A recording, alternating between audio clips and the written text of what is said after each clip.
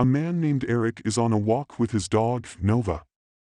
While on the walk, Eric loses Nova after she pulls the leash from his hand in pursuit of a rabbit that happens to jump out of a bush as they pass by it.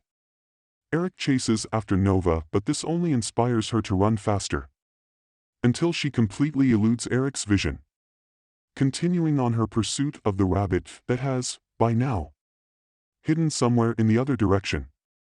After a great deal of time passes, it becomes clear that Nova has outrun her sense of orientation and is now lost.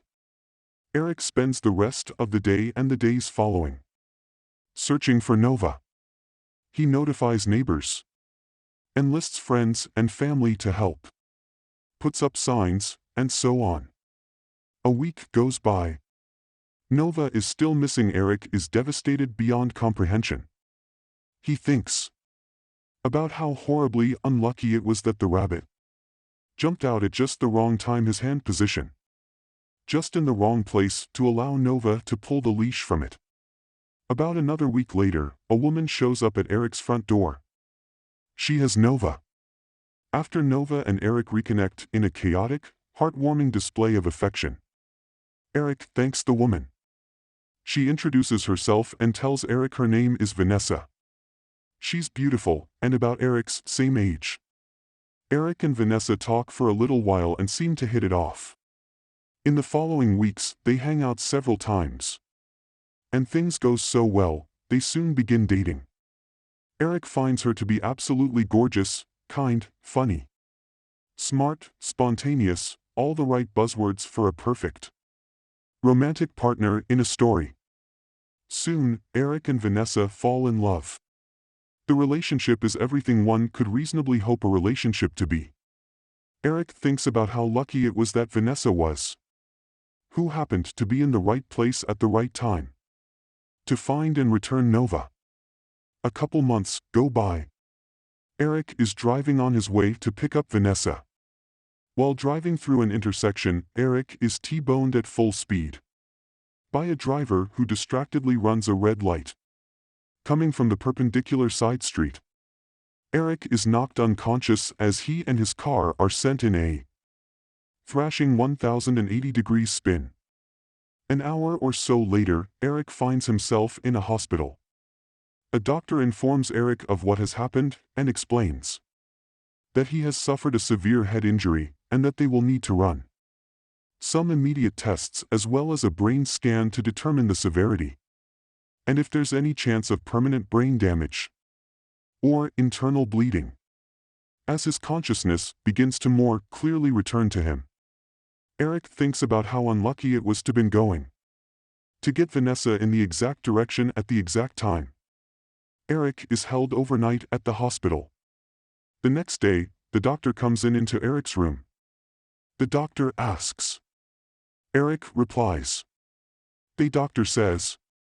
Eric responds. Confused, Eric says. Says the doctor. Eric asks with an escalating level of concern and confusion. The doctor pauses for a moment. And Eric looks at him unaware of what this means. It's a tumor, the doctor goes on to saying. Eric asks. We ran the brain scan. Because of the brain scan, we found the tumor. Normally, we only catch a tumor like this.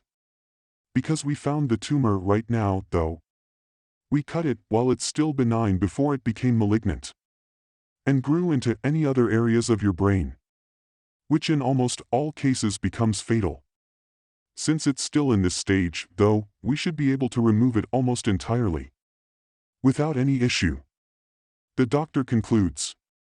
Eric starts to feel a weird, visceral tingling sensation and becomes slightly disoriented. Regardless, Eric looks around at the room.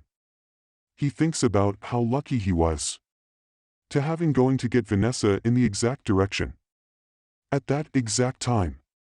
He thinks about how lucky he was to have gotten in the car accident. He thinks about how weird it is to think this. In this moment, Eric realizes how little he knows about what anything actually is. That he has never and can never know what exists on the other side of anything that happens to him or because of him. No matter how good or bad, lucky or unlucky any of it might seem. Eric feels a strange, paradoxical sense of helplessness and liberation. About a week later, Eric undergoes brain surgery to remove the tumor. The surgery is successful. Eric is mostly as good as new, with exception to a scar running down the side of his scalp. Several days later, after being released from the hospital, Eric is at home with Vanessa, recovering. To get some fresh air, he takes Nova out for a walk.